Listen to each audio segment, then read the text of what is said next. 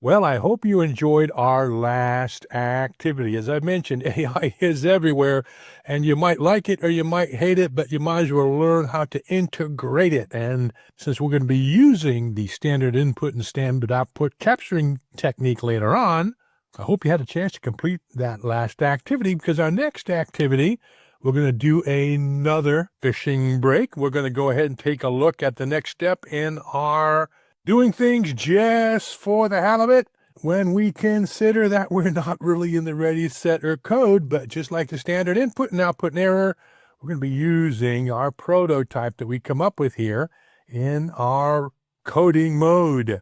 So on this fishing trip, we're going to take a look at the idea of our wonderful Starship having other devices that will need to be testing. Now, eventually, we're going to actually have physical devices supported and written with MicroPython and using Raspberry Pi as well as embedded devices. But have you ever wondered how people work with Iron Man? I've worked with Iron Man, and to tell you the truth, what they wind up doing is they come up with the device, and you have to figure out how to use it and integrate it into a system. And it is very much an appliance, and you definitely have an interface, and there's many ways to get to that interface. So that's kind of what we're doing right now.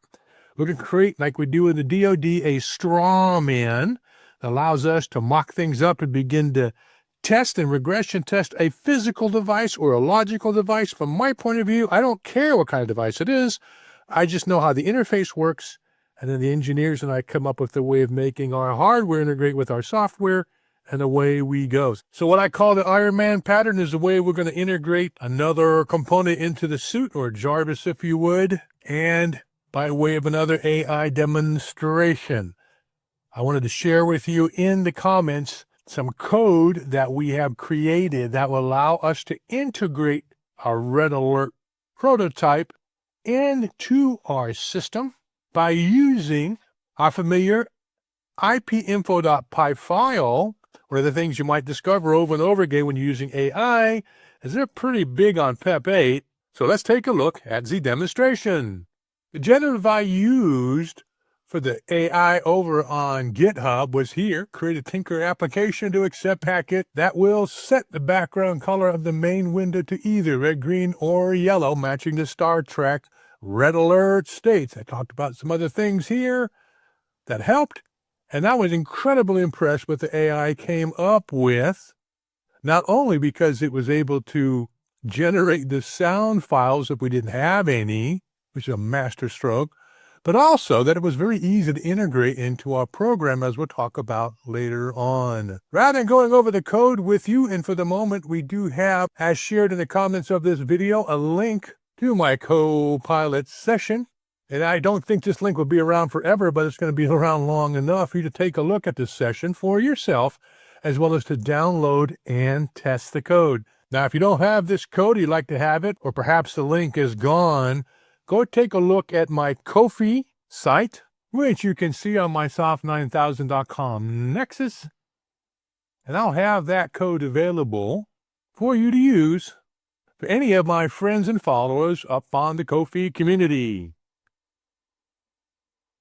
So downloading the code, you see we have some wonderful cross-platform device. Once again, this is very inspiring and not my requirement.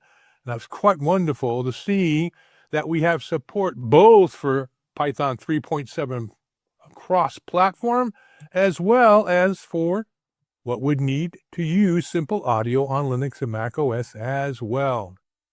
Quite inspiring. A little weird the way it's sitting out here in space. It still works, and we'd probably want to change that to include some official Star Trek sounds later on, but I'm not sure if I can do that legally at the moment. So I'll spare you the diatribe, just let you know that you could do it as your time and interest permits. So part of that description talks about how to get things going on Linux and OS X, as well as has a very inspiring way of using a queue. A first in, first out queue, or a last in, first out queue is all part of the Python queue procedure, so as to monitor the queue, put things in, so that we can take things out from the queue. Very inspiring. I recommend the code. And once again, if you don't have it, come visit my community and I'll share you the version that I'm talking about right now, dated at the time of this file that you'll see up here on the tube.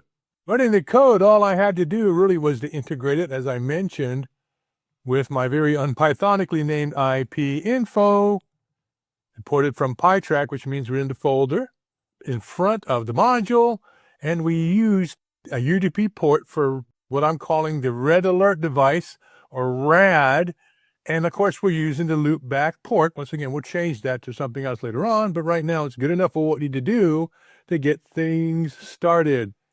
The fun thing is we have basically our red alert device, which is hard-coded red, green, and yellow. Once again, this is very real world. Oftentimes I have to pull those protocols out and put them in a header to be shared by whatever device I'm working on for the civilian or the military world, so that we have the standard protocol or message request and response unit, or RU, to be shared in common. Running the program. Once we had our RAD device in our pocket, or the interface at least, using UDP, simply sending red, green, or blue, the next thing, of course, would be to generate our AI driver. Once again, not quite as inspiring, but certainly easy, a little hacky if you ask me. It works good enough and was integrated, once again, as we see, using the same IP info script or module out of the PyTrack package. So, note here that one of the things we'd have to do in the real world, certainly in our final sprint and integrating into our UAV or our tank or our cloud, would be to have these color protocols in common rather than hard-coded here, as we see on each one of our buttons. That's it. That's all there is. Not much more than that. We're simply going to go emit those RUs to allow us to take a look at what's going on in Iron Man's device. In this case, our little UDP red alert device. Once again, this is going to be a piece of hardware later on. Right now, it's just software, and this is very much how we develop in the real world. Interface first. I don't care about the box underneath it. The interface is used to encapsulate everything. So if we go to a RAD device 1.9 or 10.0, I still have the interfaces, and I have to have versions to track what's going on. And a lot of things have to go into that protocol that we're not going to talk about here. So if I send a red alert, we're going to play our sound. Imagine a Star Trek red alert sound. Low or green, and we have this isolation of the two protocols. Once again, the idea of having something to shut things down, which you could usually do or run diagnostics, is not beyond the imagination of things we'd want to be imagineering into our Star Trek gameplay. So updating the code with the link to our sending application, or our AI driver to our RAD device, putting the URL into our browser, of course, allows us to take a look at the code that we've just demonstrated to create our straw man application to prove that Iron Man has delivered what we paid him to do.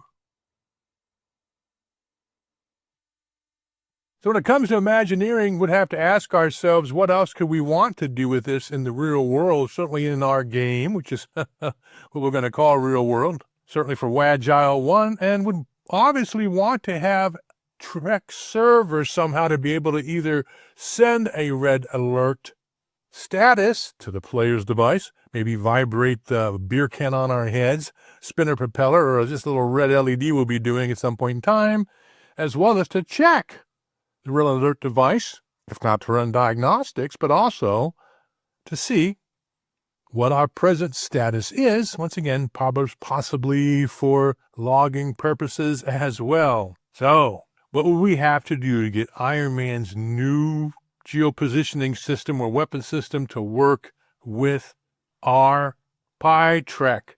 Well, the first thing we'll have to do is realize that we're going to have many devices, not only software interfaces, but hardware devices that we're going to be hooking up later on. That's when this thing gets fun, and that's where design becomes very, very important. So we're using AI, sure, but I doubt very seriously we're going to have an AI that's going to be able to support all of these devices for Iron Man suits, given that the APIs are not public, and many of them might not even have been invented yet. So we're going to have many messages, we're going to have many devices, certainly at least a half dozen by the time we're done with our upgrade, and we're going to want to use our common response codes as well. So our goal, of course, is to have a single orchestration across many devices. In other words, if it's a red alert device, fine, it works the same way. If it's a waste extraction system, it works the same way. If it's a radio communication system, it works the same way. And it's not a challenge. We're using object orientation and possibly throwing in a lot of PEP8 for our file names as we move through time. Let's take a look at the code that I've come up with so as to help us understand how Python supports what we need to do in code.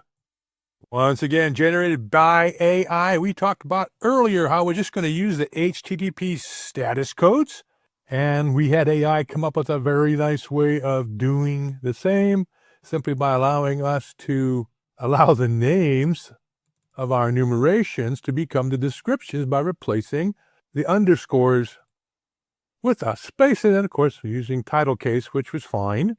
We also required the enum package to be used, and I really like the results that AI came up with.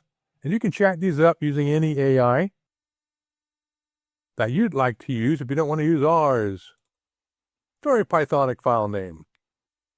Once again, available on our final project. We're probably going to go with our design in code for our device supports. We're going to have the red alert device. We'll change that from 1 to rad perhaps later on. Other devices as well.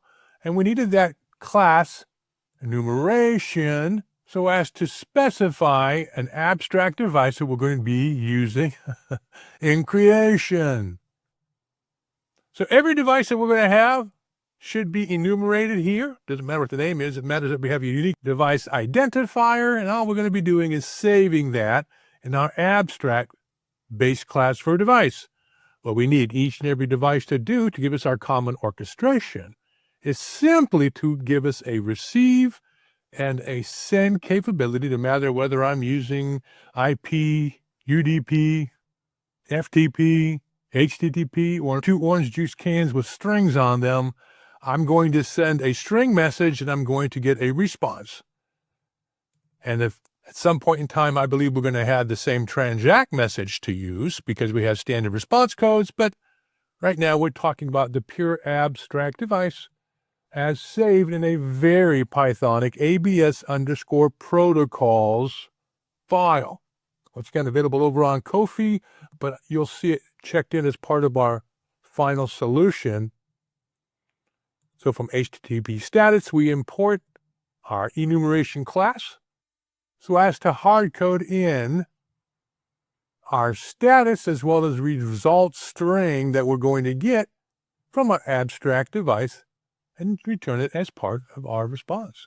And that's all there is to it. Very simple to write yourself, or I'll share it once you get on Ko-fi, but you're going to get it part of our final solution. So your mission, if you decide to accept it, and it's non-trivial, would be to create your own abstract device so as to use or inherit from our abstract device so as to either come up with your own implementation or modify the one that I just shared with you to allow that device to use the send and the receive protocol. It'll be tricky to do, and I'll share my solution with you in the next video. Thanks for watching, and happy hacking!